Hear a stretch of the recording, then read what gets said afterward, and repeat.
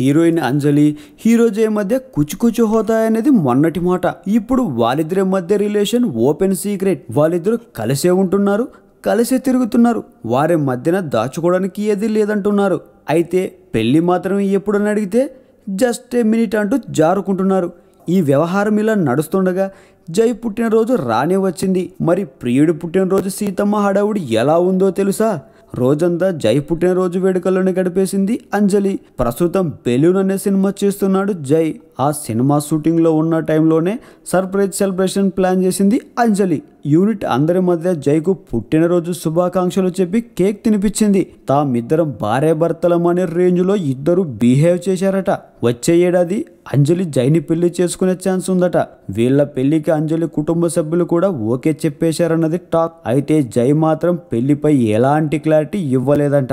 ఈ వీడియో మీకు నచ్చినట్లయితే సబ్స్క్రైబ్ చేయండి. ఫిలిమి స్టార్స్ బోలెడంత న్యూస్ బోల్డ్గా.